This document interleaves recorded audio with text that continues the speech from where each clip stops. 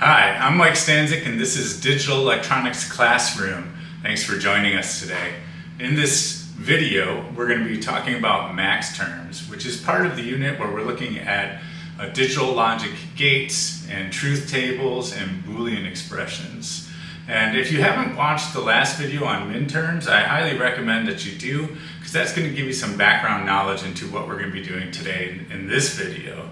And if you have, awesome, or if you just want to go forward with it, okay, that's your choice, it's great. I think there's still a lot you can learn here, so let's get into it. Let's get started. All right, here we go.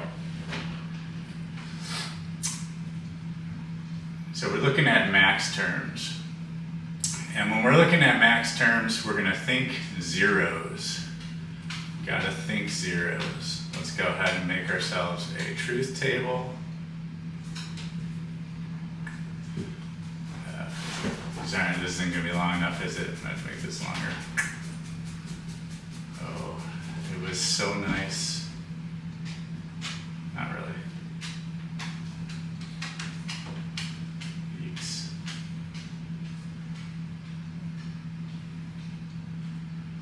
Okay, so there's our truth table. Now building up our inputs. 0, 1, 0, 1, 0, 1, 0, 1. 0, 0, 1, 1, 0, 0, 1, 1, 0, 0, 0, 0, 1, 1, 1, 1. Nice way of building those up. And just remember that this does a binary count. So the first row is 0, then 1, then 2, and then 3 in binary. And that's going to be valuable for us in today's lesson. So let's give ourselves an output value, 1, 0, 1, 1, and 0, 1, 1, 0. Okay, great. So now we're thinking zeros. And so in this case, we want to look at all the rows that give us an output of 0. And I'm interested in the input combinations. And so this one here, 0, 0, 1, gives us a 0. And I'm going to label this row A. And we have another row, 1, 0, 0. I'm going to label this one B. And then we have a third row, 1, 1, 1, and we're going to label that C. So these are the only 3 rows, the only 3 sets of input combinations that will give us a 0 on the output. And so these are the ones we're going to select for our Maxterms. And we're going to write a Maxterm for each of these rows. Okay, so I want to think about this. How do I write out a Boolean expression that will utilize the fact that these 3 rows are 0 and every other row is 1? And so we're going to look at sort of like the reverse logic of this. So we're not going to say I want a 0 if A row is selected or a B row is selected or a C row is selected. We're going to say I want a 1 in all cases where it's not A1, it's not A, it's not B, and it's not C. So we went from an OR situation to an AND situation. So listen to this again. So I'm not looking at where we're going to get a 0 if it's A row or B row or C row. We're going to look that it's going to be a 1 if it's not A row and not B row and not C row. And so when I write this down, I'm going to write it as not A, not B, and not C. Okay, so that means that we want that not A to be a 0, that not B to be a 0 whenever we select row A and row B and so on and so forth. So the next question is, how do we make that happen? And we make that happen with a Maxterm. And so the Maxterm should say this. So if I want row A to be a 0, right? And so row A being a 0 means that the output is 0. And then I want to be able just to select that row, and none of the other rows should give a 0 for that turn, that Maxterm that I'm going to write. So that Maxterm will be specific to row A, saying that row A input combination into this Maxterm will give us a 0. So what that looks like is this. We have an X or a Y or a Z.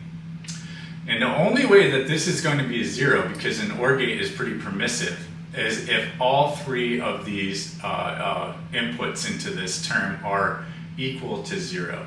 So let's look at row A. X is 0, Y is 0, so that's great, but Z is a 1.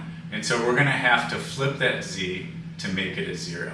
Now remember I said think zeros. So not only do we select the row that has an output of 0, but now when we write our max term, we're going to put complements, or we're going to invert the variables that are not 0, so that we have all zeros for our variables too. So X is 0, Y is 0, Z is 1, so we'll flip it to be 0.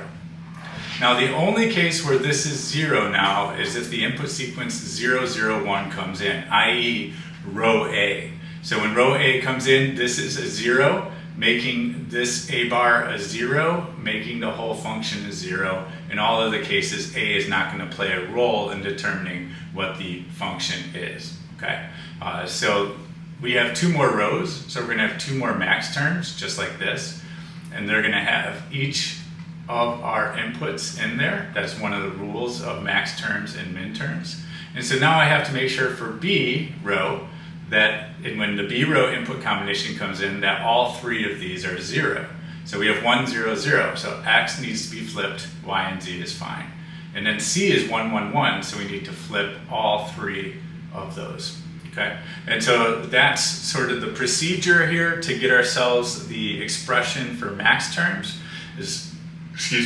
We look for the rows that are 0, and then for each of those rows we write an OR term that has all of the input variables in it, and then for those input variables we look at the row that they corresponds to, and we make sure that when that input sequence comes in, all of those variables will be 0. And so this is our answer for F1 here. That is the max terms expression. Okay, so think zeros. So let me just kind of bullet point that process there. So pick rows where F is 0. Right. Write an OR term for each row.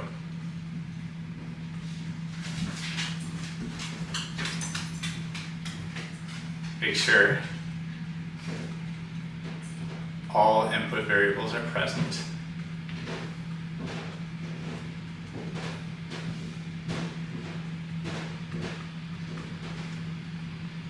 And make sure for each row the variables will be 0 if that combination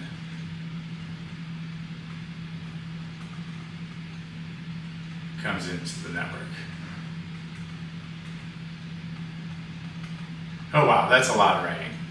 So that's bullet points that make sense of what I did, but I think just following what I said is probably the better way to go about it. All right, let's go ahead and look at another example here. You can always scroll back. I went kind of fast off of that page, but if you need to, go ahead and scroll back later and take a look at those notes. So let's give another truth table.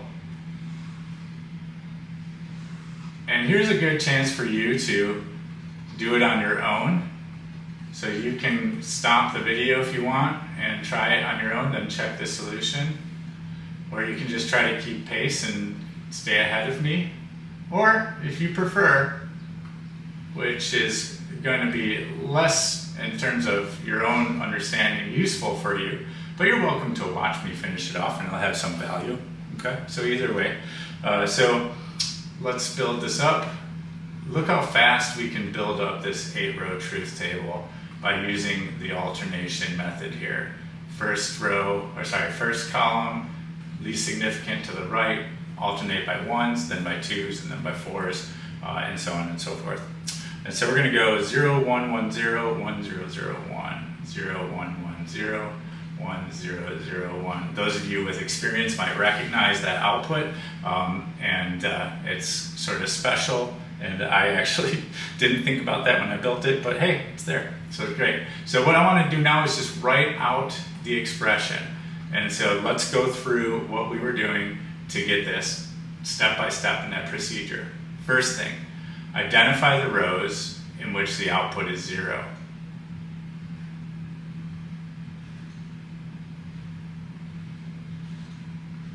Thinking zeros. For each of these rows, write a 3-term or all input OR term. We have 4 of them. And so we're going to do X or Y or Z, X or Y or Z, X or Y or Z, X or Y or Z. We're not done yet. These are all the same terms, so we have to do that last step, which is make sure that when the appropriate input combination comes in, that OR term is 0. So for this first one, we have 0, 0, and 0.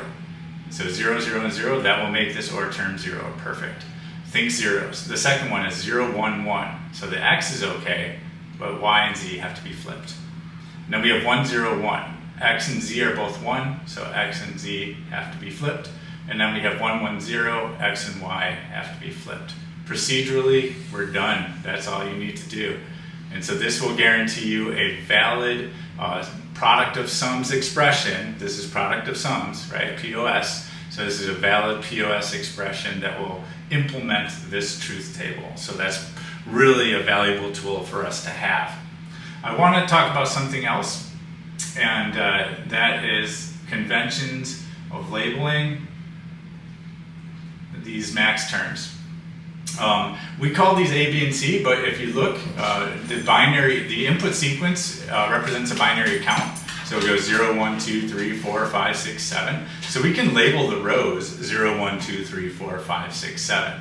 And so this is conventional, and then also allows us to communicate because of that with any other people who are working with these sort of truth tables and max terms. And so I can write out this expression a little bit differently. I can say, hey, you know what? We're not going to, these OR combinations, these OR terms, I can tell you that we're going to use those OR terms just by telling you I'm using max term 0, max term 3, max term 5, and max term 6. And so I can write out max term 0, max term 3, max term 5, and max term 6. And notice that they're producted together or anded together, and that's because that is mimicking what's actually happening in the expanded expression. So that's how you want to do it. And there's one last way using the pi operator, which is the product operator. So we can say it's pi 0, 3, 5, 6, and so that is saying the same thing. In terms of which are most common, these top two I've seen most often, and the bottom one, I don't really see that often except for explaining that that is a way that you can do it, but maybe it's used extensively in other situations. So I hope that makes sense. I hope you guys enjoyed that, and that's max terms. Think zeros when we're thinking max terms, think ones when we're thinking min terms, and we can write out these expressions. One last thing before we go. Why would I even use max terms at all? So if min terms is good enough, shouldn't I just use min terms all the time and not get confused? That seems like it's a good plan, and most students enjoy midterms, or they like midterms more because they make more sense. But let's take a look at this truth table output. So I didn't write the input sequence, but if you had this output sequence and you wrote min terms, you would have 7 min terms to write. And so you would have a really long expression. If you wrote max terms where we're thinking zeros, you would only have 1 max term to write, and that would be 0, 1, 2, 3. So I can say right quick here that F3 is capital M3. And if I wanted to expand that, I just have to think about what number 3 is. What's the number 3? It's 0, 1, 1, and so the ones have to be zeros. So we get it 0, 0, 0 by inverting Y and Z. Really easy, real simple solution, where if I did min terms, there would be a big expansion, and then I'd have to simplify from there. So that is the reason why you would use max terms and min terms. The number of zeros or ones that are present could be a deciding factor for you. Well, that's it, and I appreciate you watching. I hope you got some value out of this video. My name is Mike Stanczyk. This is Digital Electronics Classroom. Have a nice day.